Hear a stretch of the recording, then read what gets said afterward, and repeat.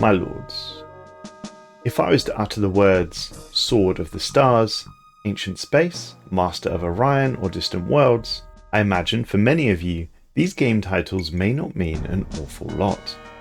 I am of the age where I could have been playing them. Many of them I had never heard of until I delved into this topic. Well, perhaps they should mean something, and hopefully by the end of this report, they will. Way back in the late noughties, Paradox Interactive was rather busy. It was developing and publishing its own games. Giants such as EU3 released in 2007, and older titles were continued to be supported, such as Hearts of Iron 2 and the original Crusader Kings. At the same time, Paradox were experimenting publishing other studios' games, and, via an agreement in 2008 with Karibos Productions, Paradox would publish its first space-themed 4X game, Sword of the Stars. In Sword of the Stars, players would choose one of 4 distinct races, and they would attempt to build an interstellar empire with the goal to conquer the galaxy. Success would rely on expanding through colonization, exploiting planetary resources, researching advanced technology, and designing starships to outmatch rivals in both strategy and combat. Of course, this probably sounds quite familiar to you. It should, as they are common ingredients of any 4X game. Sword of the Stars was turn-based, with gameplay highlighted by real-time battles.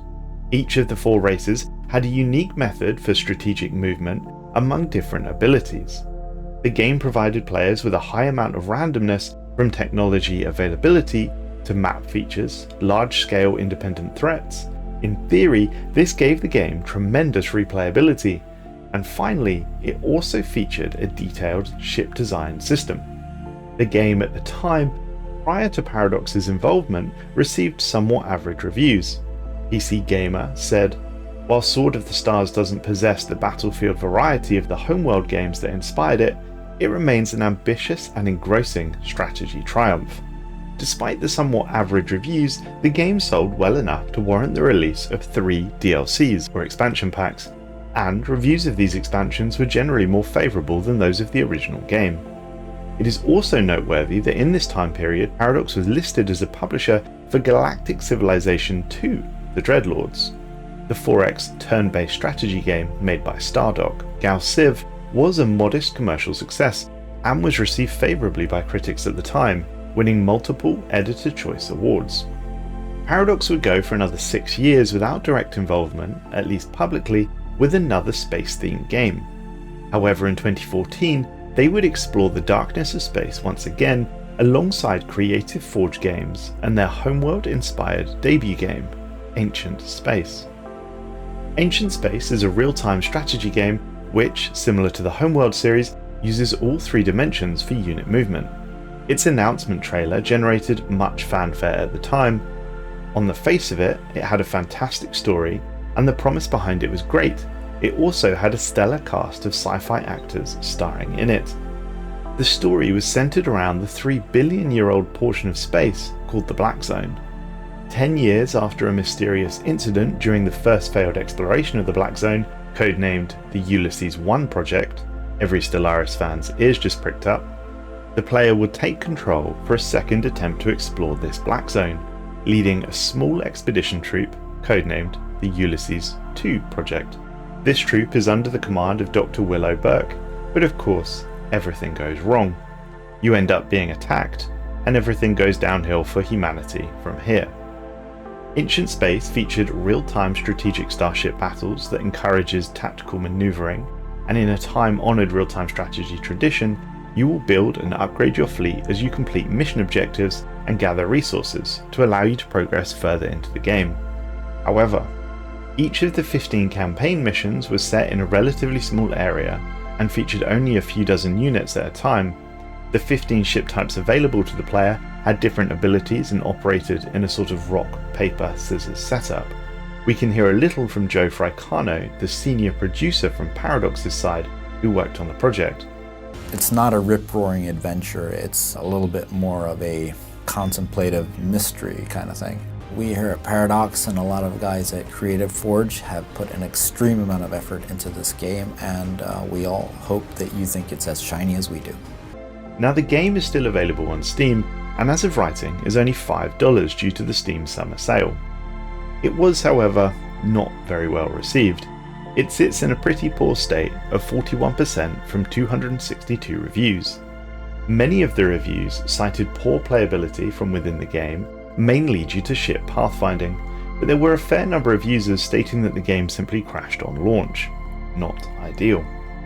I don't think it's unreasonable to call Ancient Space a bit of a flop, but despite this, it would not be the end of Paradox entering the space race.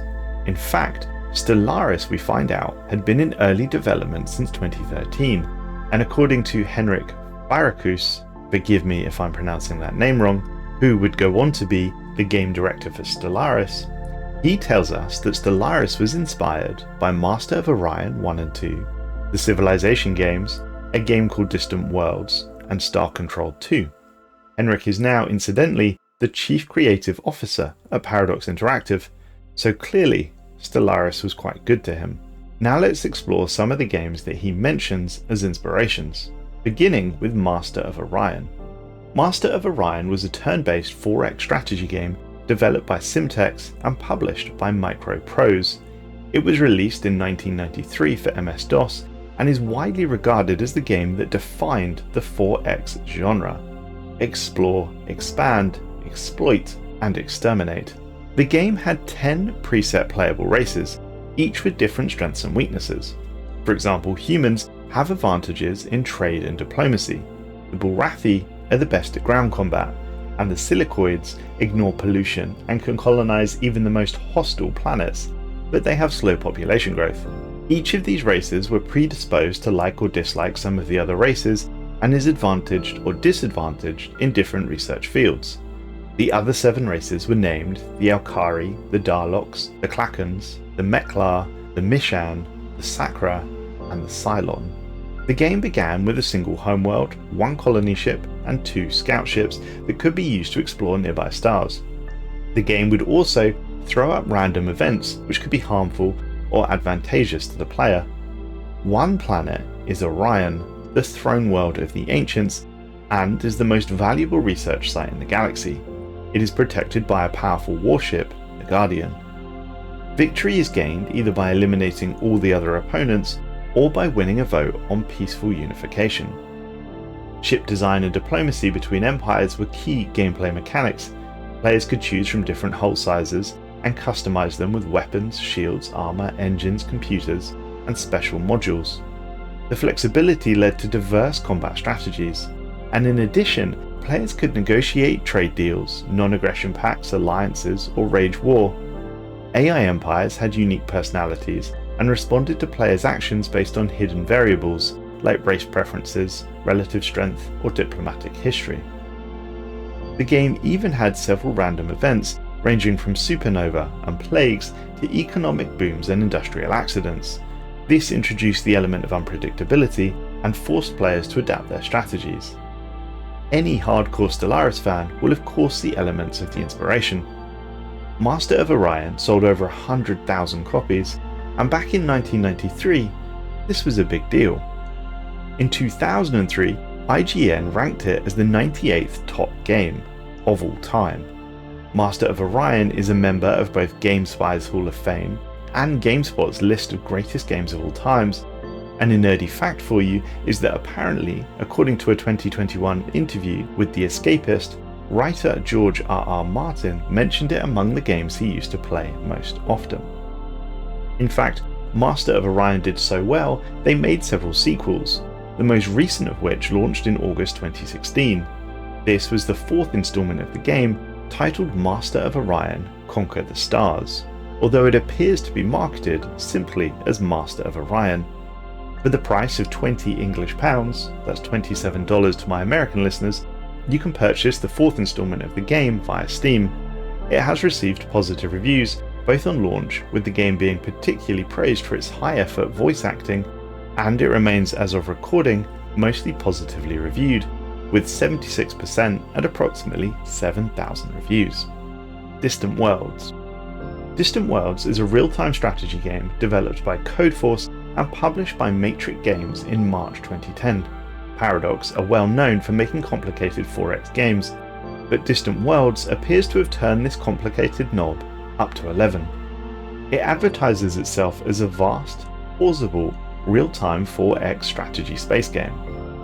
Experience the full depth and detail of turn-based strategy, but with the simplicity and ease of real-time, while on the scale of a massively multiplayer online game.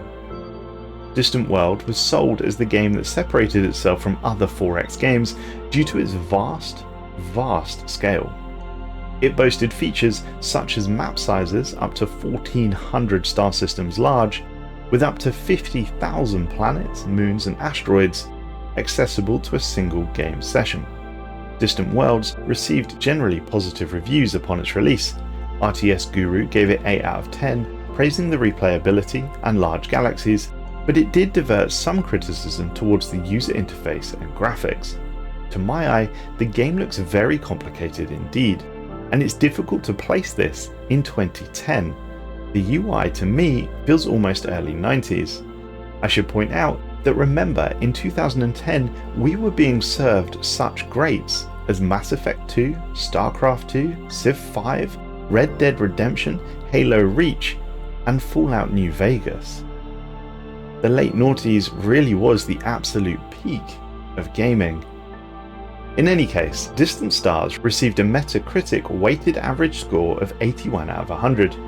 An 81 for a 4X sci-fi space game is pretty good. For context, Stellaris sits at 78, although remember that figure would be based on its iteration back in 2016. Star Control 2. Star Control 2 is next to discuss, and of all the games on this list, it's perhaps the best. Certainly it had the most critical acclaim. Exploring StarCraft 2 takes us all the way back again to the early 90s, 1992 in fact. Star Control 2 is an action-adventure science fiction game set in an open universe. It features ship-to-ship combat based on the original Star Control, but it removes the first game's strategy gameplay to focus on story and dialogue. The player's goal is to free Earth from the evil Quan by recruiting aliens to help. The main gameplay elements are exploring the galaxy, gathering resource, building a fleet, defeating enemy ships, and conversing diplomatically with aliens. One-on-one spaceship battles take place in real time based on the core gameplay of the original Star Control. Each ship has unique weapons, maneuvers, and secondary abilities, and winning a battle requires both a combination of ship selection and skill.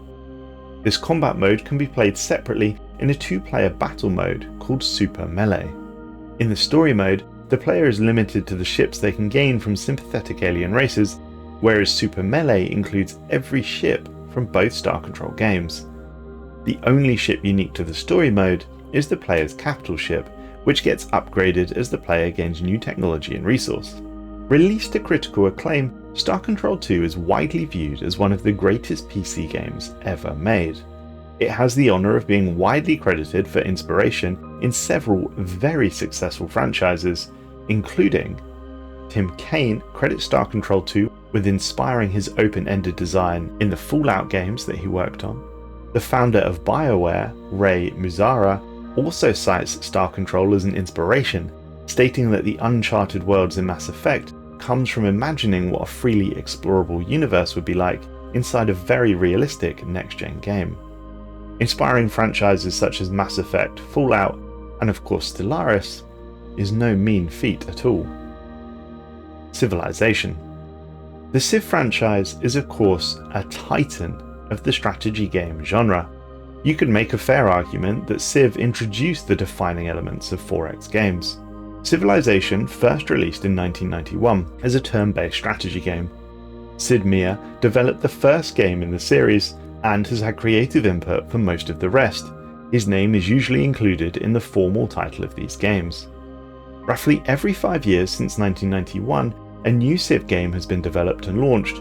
Since Civilization isn't exactly a hidden gem, it's a gem that's been mined successfully for 3 decades. I won't ramble on too much about it here, but I do note perhaps it's lost its way slightly. Civ 4 and Civ 5 are considered, or at least rated, the highest amongst the series by some margin, and I must admit, anecdotally at least, always being aware that Civ 5 was likely the best iteration of the series.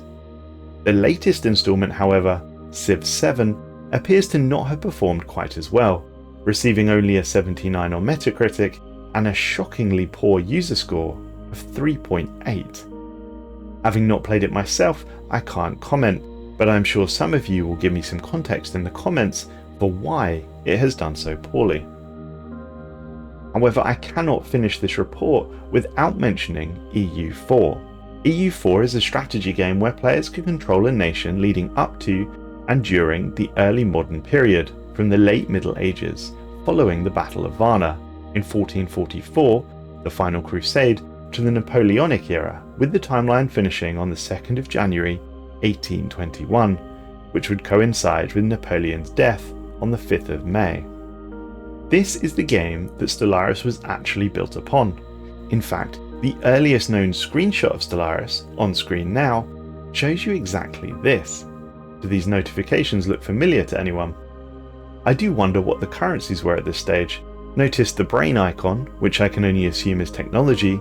The purple one looks like some sort of political influence, perhaps. It feels very Roman to me. In any case, Stellaris as we know it may not have ever existed had EU4 never happened, and not just because Stellaris is built upon the mechanical foundations that EU made. EU4 was launched in 2013, the same year that work on Stellaris began, and EU4 was incredibly successful for Paradox. The game launched on the 25th of August 2013, and within a year had sold over 300,000 copies. It won Best Strategy and Best Historical in Game Debate's 2013 awards, and was met with very favourable reviews, an 87 on Metacritic, IGN gave it an 8.9, and GameSpot gave it a 90. The other thing that EU4 is also responsible for is laying the now well-entrenched Paradox model of producing DLC content alongside free patches. Stellaris is not the only game that's gone on to do this. Other Paradox Interactive games have as well, including Hearts of Iron 4 and Crusader Kings 3. Without the success of the 2000s and the foundations laid by EU4, we may not ever have got to experience the joy that Stellaris now brings us. Clearly, this was a bit different to my normal videos. If you enjoyed it, please consider subscribing. You'd be surprised at how much that helps me out. And if you did enjoy this, ask me to do more topics like it, and maybe I will.